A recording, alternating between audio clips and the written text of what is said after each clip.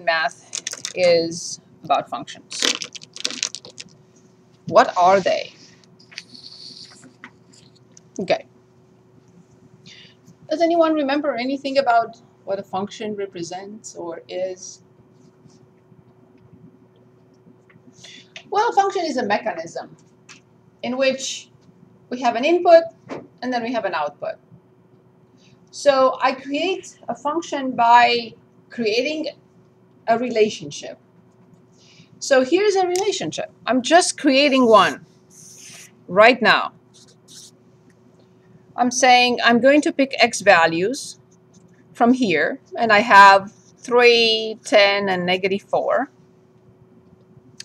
And I would like to pick y values from this set, let's say 0, 9, and -12. So I have two sets, one set of input and one set of output. And I have the power of creating a relationship. How? Okay, I'm going to say 3 corresponds to 9, 10 corresponds to 0, and -4 corresponds to -12. Does it mean anything? Does it have a real-life application? Not right now.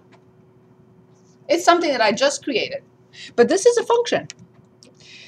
As long as I show that for each x value, there is only one correspondent y value, I created a function. It's a useless function at this point in time because I'm not giving it any real-life meaning. But I created a function. X is the input, 3 corresponds to 9. So I'm giving you an ordered pair. Then I'm giving you another ordered pair that says 10, 0. And then I'm giving you the last ordered pair, which says this. It's abstract. It doesn't have a real-life situation, connection to a real-life situation. But it's a function. So I'm going to write down function, definition. You're not going to be tested on definitions, but it's important to remember this, to understand it. Each x value corresponds to only one y value. One, we say unique y value.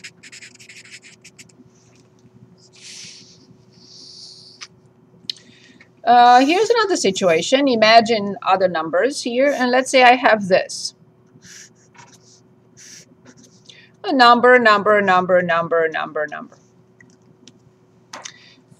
Question, is this a function?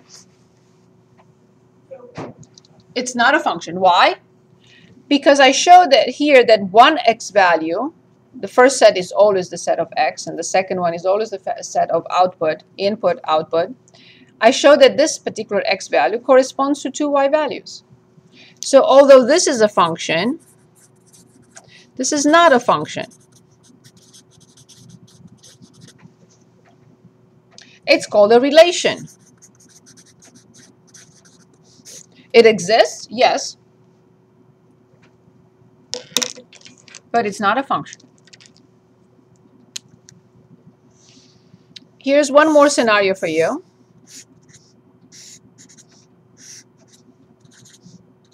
Any number you want to put in there, it's up to you.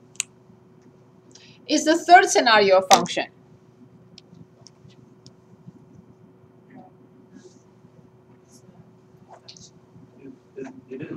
Correct.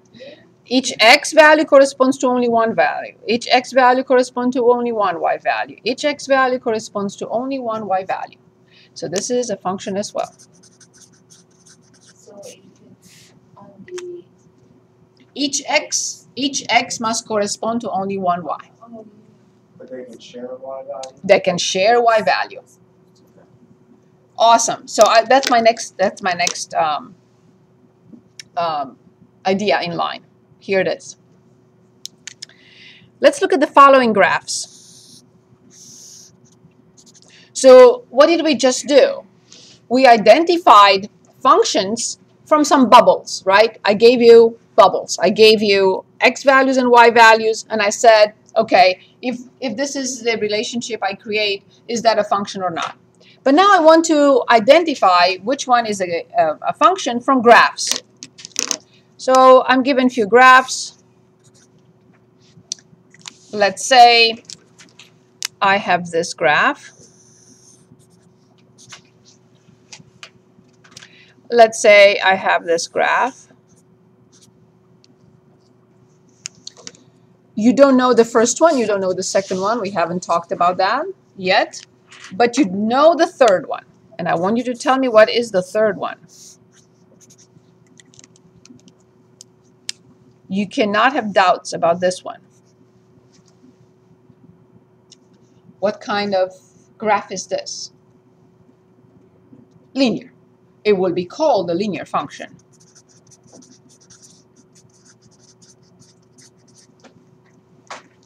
Very good. So now I would like to identify which one is a function and which one is not. Here, silly me, I already wrote this, but that's okay. How do I identify this? By the vertical line test. I drew a vertical line and I realized that it crosses the graph in one point. This means for this x value, I will get only one y value. Okay, another line crosses the graph in one point. I will read one y value, which means back the same thing. For this x value, this y value, one y value. This is called the vertical line test. By the vertical line test, is this function, is this graph a function? Yes. Does it represent a function? Yes. So it's not sufficient to say, is this graph represent a function? Yes. No. This graph represents the graph of a function by the vertical line test. Clear? Okay, I'd like to come back to this. By the vertical line test, is the second one a function?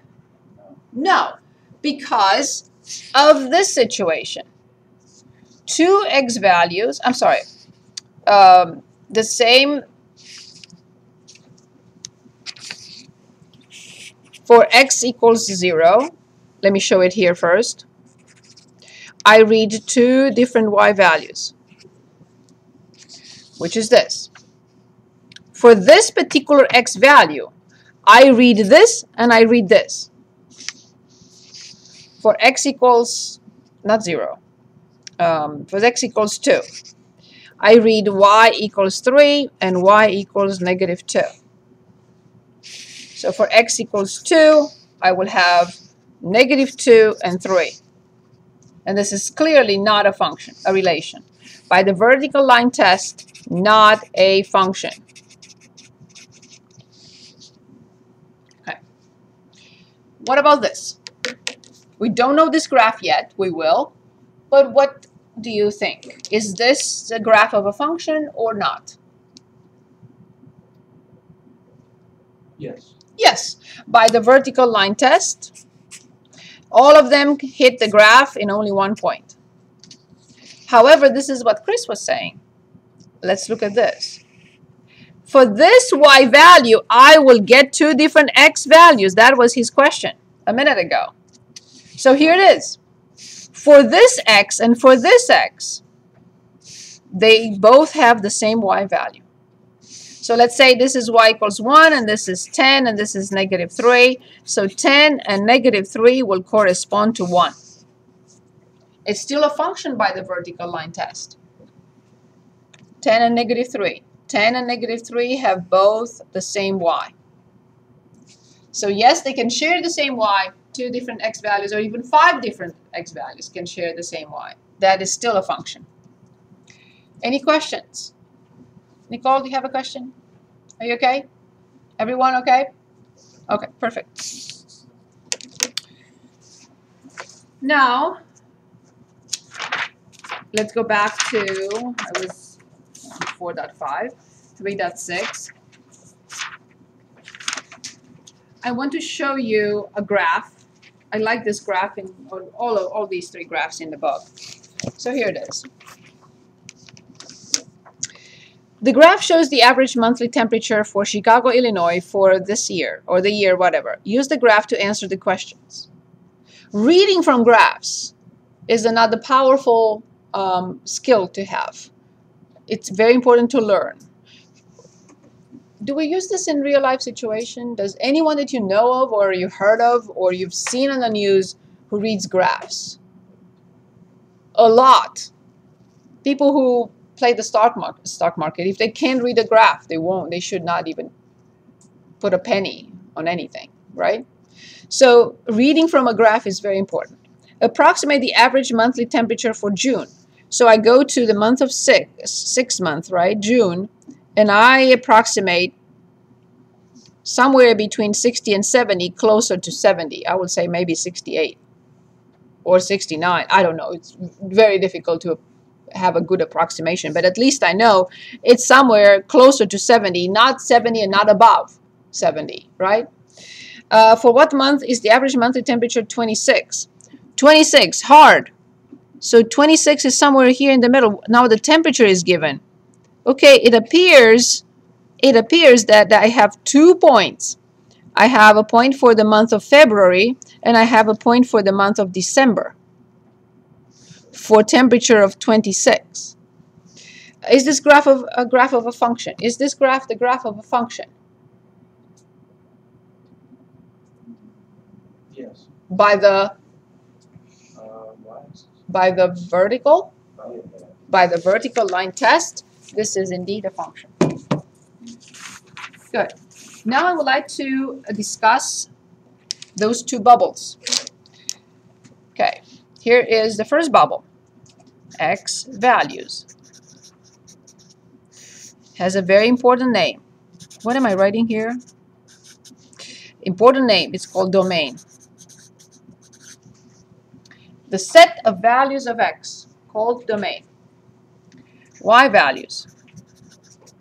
Or the set of values of Y. What will that be called? Array. Thank you very much. We're going to look at few functions and identify the domain. And then we're going to look at few graphs of functions and identify the domain and range. Ready? Okay. So let's say the first, oh, I forgot to mention the function notation. Function notation. Here it is. How do I read this? F of X. What does it mean? It means that X is the independent variable and F is the name of the expression in X. What does that mean? So let me give an example. Let's say f of X equals 3x minus 4. What does this mean? And this is also interchangeable with Y. Y and f of X mean the same thing. So what does this mean again? F is the name of this expression. It could have been T. I can change it to T of X. I can change it to P of X. Whatever I want. It's my decision. I choose the name. So one more time, F represents this expression. X is the variable that is the independent variable that you will see in the expression. I can create a function that is P of little v. So then I'll have v squared plus 2v, which means P is the name of this expression and v is the independent variable that I will find in that expression, or the name of the function.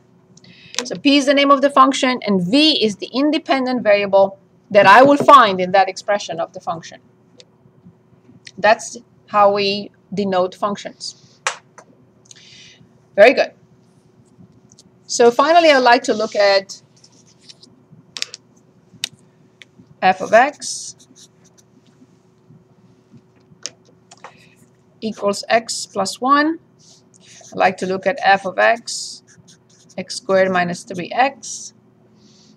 And then I would like to look at one more, which is 1 over x. What are the questions here? Or what is the question, actually? The question is, find domain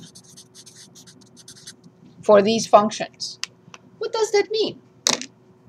When I'm asked to find the domain, I'm only asked to say, oh, in this function, I could replace x by blah.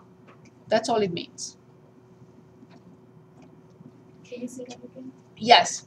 When I'm asked to find the domain of a function, I'm only asked to identify what numbers I can replace x by. I'm not asked to do anything else. I'm not asked to simplify. I'm not asked to do, depending on the function, but I'm not asked to do anything else. So looking at this, what values of x you can replace x by? What numbers you can replace x by? Can I put in 0? Yes. Can I put in 1? Yes. 2? Yes. 5? Yes. Negative 10, 100. 10,000? Yes. Negative 1,000,000? Yes. Positive 100,000? Yes. So then what will I say about the domain of this first function? All real numbers. So for this function, domain, all real numbers, from negative infinity to positive infinity. What about this function? Same question. Can I plug in 0? Yes. 1? Yes. 2? Yes. You can tell me anything. You can say plug in negative 5 as the input. Will I be able to give you an output? Yes. That's all it means. Okay. If you say negative 100, can I give you the output? If you say 1500, can I give you an output? So what do we conclude about this function? Domain is yes. Let's look at the third one. Is there any number that if you say to me, evaluated for blah, I'll say sorry. I can't. 0. Why? Because it's undefined. Exactly. So if you ask me evaluated for 5, I'll give you an output. If you say evaluated for 1500, I will give you an output. But if you say evaluated for 0, I'll say sorry. Can do. Are there any other numbers you can't do there? For this one? Yeah. Yeah. No, just 0. Really? Yes. So you could do like another fraction on there? Anything goes. Union 0 to infinity.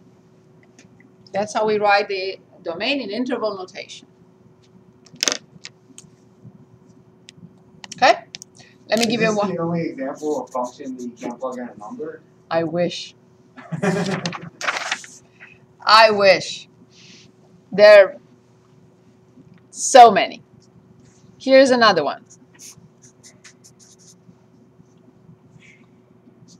Here's another one. Here's another one. Let me put 2 here.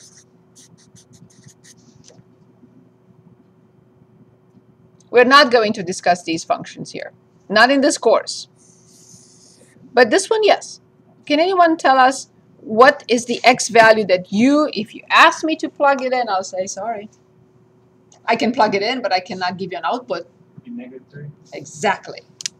So the domain of this function is negative infinity, negative 3, union negative 3, infinity, which means everything but negative 3. There are a lot.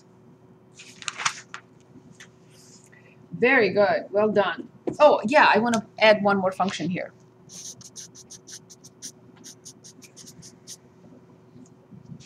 Please give me the domain of this one. And then we are going to read from a graph.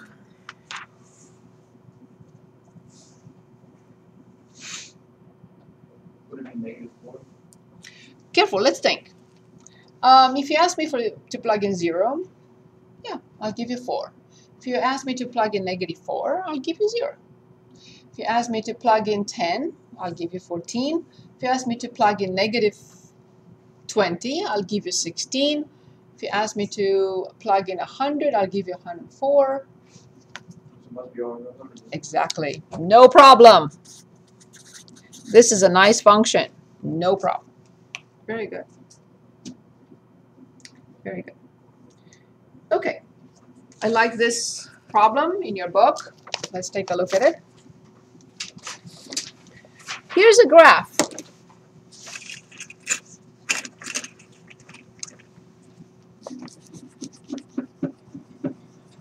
You can tell I like this problem. I explain it several times and I need my pencil. Okay, so let's take a look. I see a graph here. We're given a graph. I'm looking for my pencil so I don't write on the book and not be able to erase it. So we're given this graph and we're asked tons of questions here.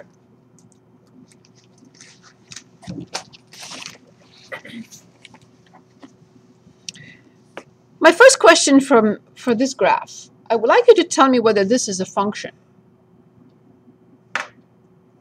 Let's see. By the vertical line test, 1 cross. By the vertical line test, 1 cross, because this point is not there. It doesn't exist. It comes as close as possible to the point, but not the point. So this full point exists. So by the vertical line test, only 1 point. By the vertical line test, 1 point. By the vertical line test, 1 point. So is this a function? Yeah. Yeah, it is a function. The graph shows the cost of mailing a large envelope through the U.S. Postal Services by weight. Approximate the postage to mail a large envelope weighing more than 4 ounces, but not more than 5. 4, but not more than 5.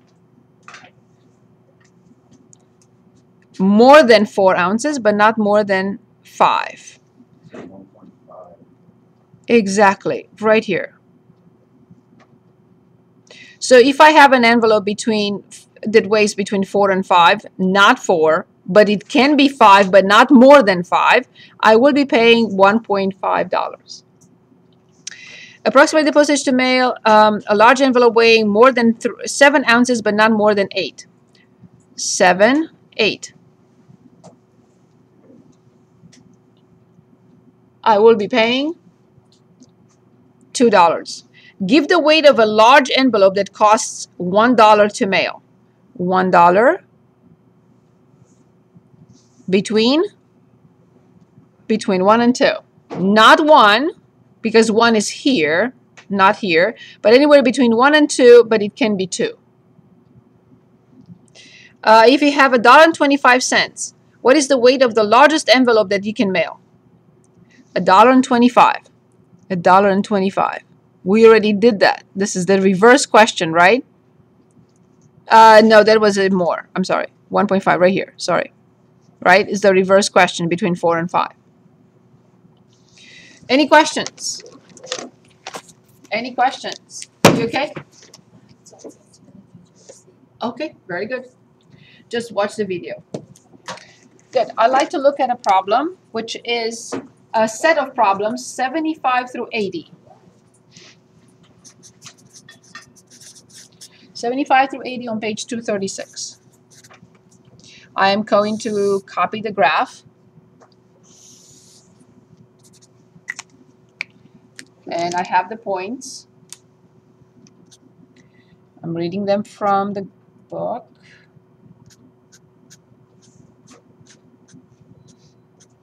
Okay, 2, 4, 5.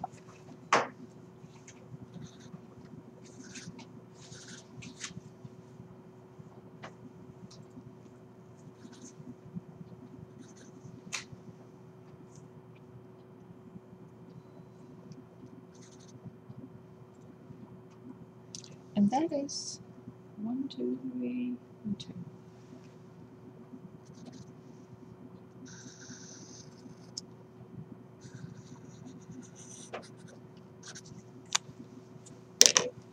Okay.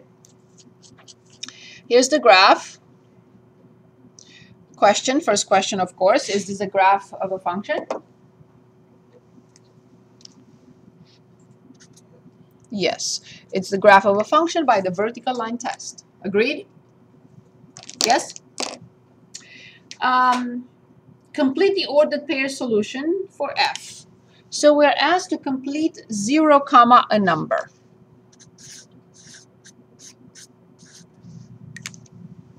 What is given in this question? Is it x or is it y? X is given. So x is 0. When we think of x equals 0, we are thinking of, it was about time to put that away. Thank you. This is more important at this point. Okay, so when we are thinking of x equals 0, what are you thinking of immediately? You cannot think of a point. If I say to you x equals 0, there is no point. I'm not giving you a point. What am I giving you? The axis. The vertical line. X equals 0, correct? So I look at x equals 0, and I'm asking myself, does this cross the graph of the function? Yes, it does. In which point? How much is the y value of that point? 1, negative 1. So that's what I'm asked to do. I'm asked to identify the point whose x is 0 on the graph. So when x equals 0, I imagine this line. I see crosses the graph in this point, and I read the y value. Any questions? Okay. Number 2. Complete the ordered pair 3, comma. When I am given x equals 3, of course, what am I thinking of? A vertical line. Which vertical line? It crosses the x-axis. X equals 3, Yes. which is this line. It crosses the graph in one point, and I will be reading the y value. What is the y value for this point? Negative 2. -2. So this is another point of the graph. 3, comma, -2. Is that clear? Okay. Next question. We're asked to find f of 0. What does that mean? By the notation that we just learned, f of x equals 3 times x minus 4. What will I have to determine? What am I asked? What am I given also if I'm asked to find f of 0? F of 0 means that x is 0, right? F of 0 means x is 0. So haven't we just determined that? F of 0? What is it? How much? -1. We just determined it. When x is 0, y is -1. Number 4. F of 3. Can anyone give us f of 3? Of course. So these two mean the same. So when I'm told f of 0 is -1, this means 0, -1. When x is 0, the y value is -1. This one means the same thing, right? When x is 3, y is -2. This is the y. So 3, comma, -2. Next question. Number 5.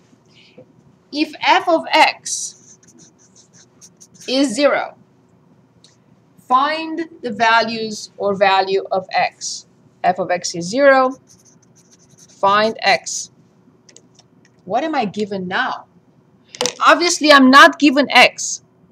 I'm asked to find x. So I'm not given x. But what am I given then? What is this? If it's not x, it's y. So I'm given y is 0. And now I have to think. When I'm told y is 0, what am I really given here? Which line am I thinking of? Because that's not a point. Which line am I thinking of? The x-axis, right? Is the altitude. Good. So then I go back to my graph and I say, okay, Would it be -1? line? Yes. So I'm asking myself, what happens when I cross this line, this graph, with a line y equals 0? It crosses the graph in 2 points. Indeed, -1 and 5. Very good. So there are two values here. X equals -1 and x equals 5. Can anyone give us the ordered pair or ordered pairs that we just determined here? Is it -1, 0? Of course. 0, 5. Careful. 5, 0. Correct. How are these called also? From what we graphed today and last time, they're called, when I make y equal to 0, what am I determining? The intercepts. The x-intercepts. It happens that it has 2.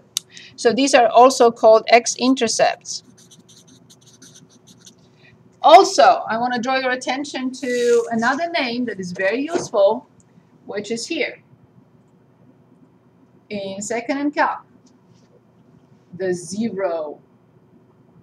So the x-intercepts are also called the zeros when the function is 0 of a function. So I'm going to write that down. X-intercepts or the zeros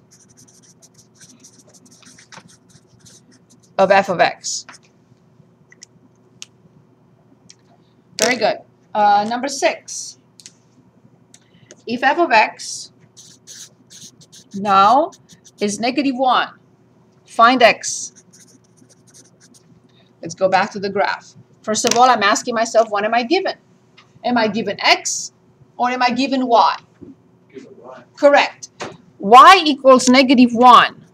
What type of line is it? Very good. I will draw that line, or at least imagine that I draw it.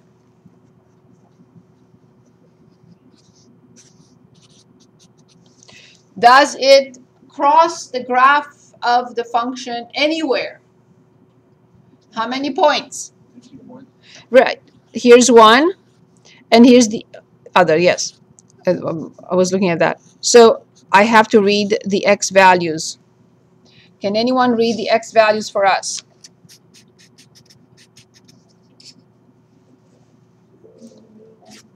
Very good. Can anyone give us the ordered pairs? And these are not the zeros of the function.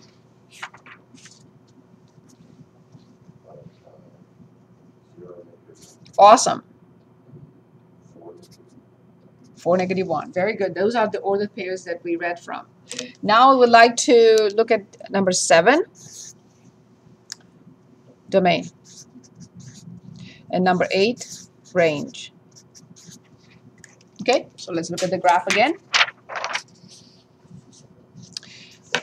What x values can I plug in this function? You can say, but I don't have the function. True, but I have the graph.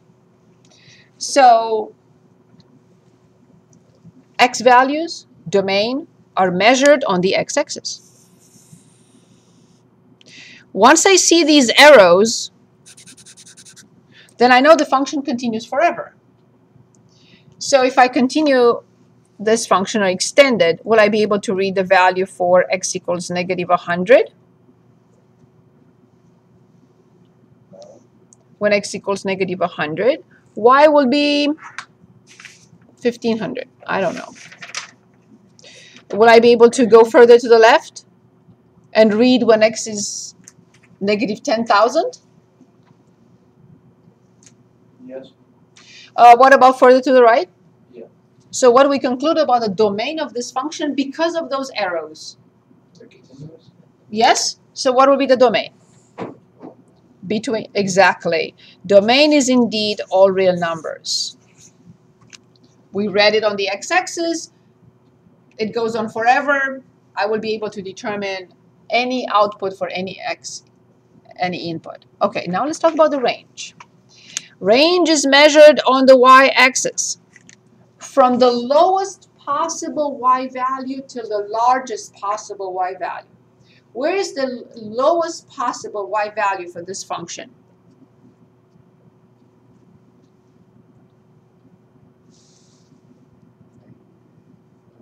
Right, and it goes up till exactly forever, with a bracket at -3, comma, infinity. This is the range.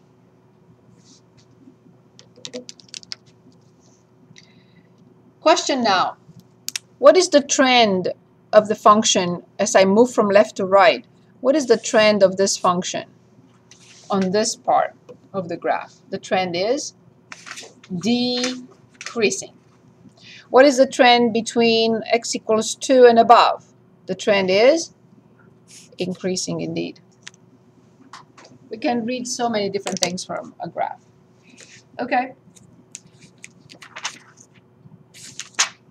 Any questions for me? Any questions?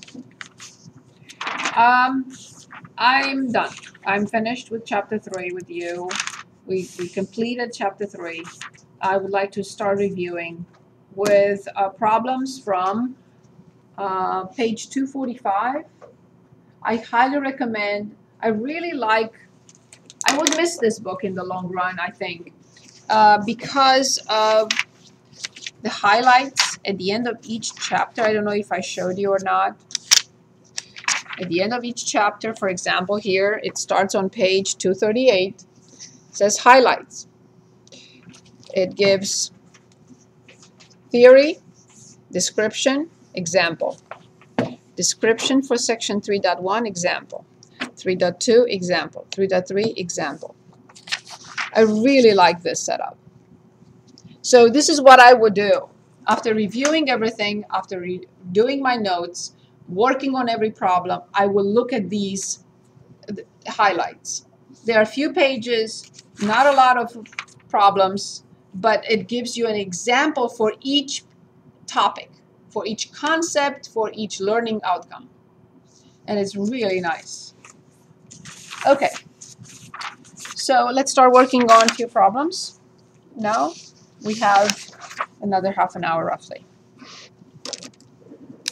Okay, I would like you to graph 32 on page 243 using x and y intercepts. That's the first question. Then we're going to look at 48, -4, comma 1, and 3, comma -6. I would like to find the equation.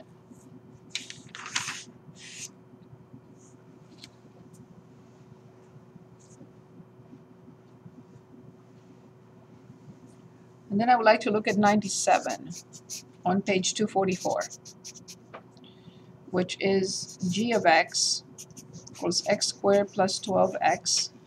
And we are asked a few things here. G of 3, g of -5, and g of 0. Do not copy all of them. Just copy the first one. Let's work on the first one, and we'll come back to the rest. I just copied them because I don't want to go back and forth to the book. For the bottom problem, it says plus 12x. Yes, I'm sorry. Yes. Sorry about that.